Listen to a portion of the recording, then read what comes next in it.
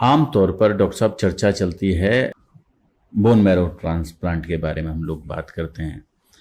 ये कौन कौन से कैंसर में कारगर सिद्ध होता है और भी कौन कौन सी बीमारियों में ये कारगर सिद्ध होता है? सो यदि हम लोग ब्लड से संबंधित बीमारियों की बात करें, मैं इसमें शुरुआत इस तरह से करना चाहूँगा कि ब्लड कैंसर लोगों के मन के अंदर एक ऐसा डर है कि नाम सुनकर ही लोग ये बोलते हैं कि यह व्यक्ति नहीं बचेगा, और हो सकता है 2 हफ्ता भी ना जिंदा बच पाए। हमारे पास मरीज आते हैं इस प्रकार के कि सर ब्लड कैंसर हुआ है और हमें बताया गया है कि 2 हफ्ते भी, हमारे परिवार वाले बोल रहे हैं कि 2 हफ्ते भी जीवन संभव नहीं है। हाल ही में हमने कुछ सेलिब्रिटीज के बारे में भी सुना जिनको ब्लड कैंसर हुआ था, उसमें से कुछ ठीक हुए, कुछ नहीं ठीक हुए। आप किरण खेर जी की बात करें, उनको मल्टीपल माइलोमा हुआ था। लीजा रे जो एक्ट्रेस थी, उनको कुछ समय पहले मल्टीपल माइलोमा हुआ था। ऋषि कपूर जी को अक्यूट ल्यूकीमिया हुआ था। तो इस प्रकार के बहुत से सेलिब्रिटीज हैं जिनको ब्लड के कैंसर्स हुए हैं और बहुत से लोग इनमें से ठीक हुए हैं। तो ब्लड कैंसर नाम सुनकर के यदि कोई व्यक्ति आज की तारीख में 2025 में बैठ करके ये बोलता है जी ब्लड कैंसर ठीक नहीं हो सकता है, तो वो गलत बोल रहा है। उसके पास जानकारी का अभाव है। उन्हें अपनी जानकारी को सुधारने की जरूरत है, क्योंकि ब्लड कैंसर आज की तारीख में ठीक नहीं हो सकता, परमानेंटली क्योर किया जा सकता है। और 100 में से 60 से 80 लोगों को परमानेंट क्योर किया जा सकता है ब्लड कैंसर की जैसी भयानक बीमारी से भी। जैसे ब्लड कैंसर के बारे में, बोन मैरो ट्रांसप्लांट के बारे में हम लोग बहुत चर्चा करते हैं। बोन मैरो ट्रांसप्लांट एक इलाज है जो कि सर्जरी नहीं है। ये एक मिथ्य धारणा है कई लोगों को होती है कि बोन मैरो ट्रांसप्लांट किसी प्रकार की सर्जरी है। ये कोई सर्जरी नहीं है, ये एक मेडिकल चिकित्सा है, पहली चीज।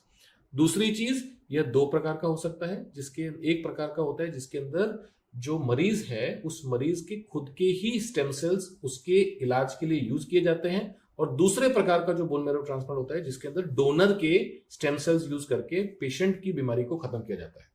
तो ये 2 प्रकार के बोन मैरो ट्रांसप्लांट होते हैं मूलतः। और बोन मैरो ट्रांसप्लांट से अंदाजन हम लोग ये समझते हैं कि 60 से 70% लोगों की बीमारियों को हम लोग जड़ से खत्म कर सकते हैं।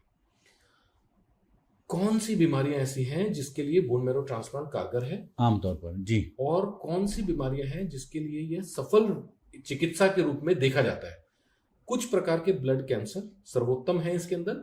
Acute myeloid leukaemia blood cancer का एक ऐसा रौद्र रूप जो कि कुछ सालों पहले तक ऐसा बोला जाता था कि 100 में से 100 लोग नहीं जिंदा बचेंगे, मर जाएंगे। वो आज की तारीख में 100 में से 60 लोग, 70 लोग आजीवन बोन मैरो ट्रांसप्लांट की वजह से ठीक हो पा रहे हैं। अलग अलग प्रकार के और भी ब्लड कैंसर जैसे मल्टीपल माइलोमा है, लिम्फोमा है, हॉजकिंस और नॉन हॉजकिंस लिम्फोमा, ये सारे ब्लड कैंसर है जिनके लिए बोन मैरो ट्रांसप्लांट एक वरदान है।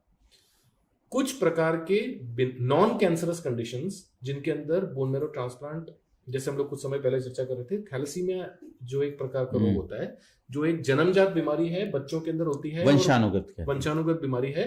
और बच्चा जिसको थैलेसीमिया मेजर की तकलीफ हो, वह बच्चा आजीवन, जब तक उसका जीवन काल रहेगा तब तक उसे हर महीने या हर 1.5 महीने में या हर 2 हफ्ते में खून चढ़ाते ही रहना पड़ेगा।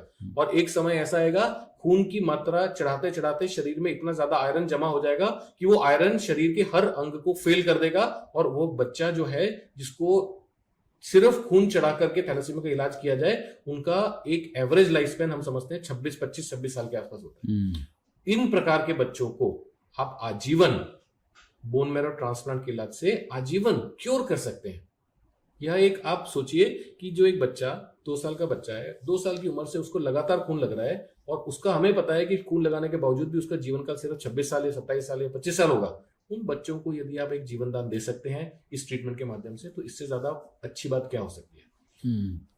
कुछ प्रकार के नॉन कैंसरस कंडीशन और भी होती है, जैसे हम लोग एप्लास्टिक एनीमिया कहते हैं। एप्लास्टिक एनीमिया का मतलब होता है कि जी बोन मैरो ने काम करना बंद कर दिया है, बोन मैरो काम नहीं कर रहा है, तो उस अवस्था को एप्लास्टिक एनीमिया कहते हैं। उस बीमारी के अंदर 100 में से 90 लोगों को बोन मैरो ट्रांसप्लांट करके ठीक किया जा सकता है। आज की तारीख में बहुत से हमारे मित्र हैं जो हमसे बात करते हैं ऑटो इम्यून बीमारी के बारे में। आपने एक बीमारी का नाम सुना होगा, मल्टीपल स्क्लेरोसिस, जो कि ब्रेन के अंदर नसों को कमजोर कर देती है, और उस कमजोर होने की वजह से पेशेंट्स जो हैं एक डेबिलिटेटिंग कंडीशन या एक पैरालिसिस की कंडीशन में पहुंच जाते हैं। और यह जो कंडीशन है सिर्फ शरीर के अंगों को नहीं, शरीर के अंदरूनी अंगों को भी प्रभावित करती है। इस प्रकार की बीमारी को, जहां पर मेडिकल ट्रीटमेंट काम ना कर रही हो उसके अंदर बोन मैरो ट्रांसप्लांट करके इन प्रकार के मरीजों को भी एक नया जीवन दान दिया जा सकता है।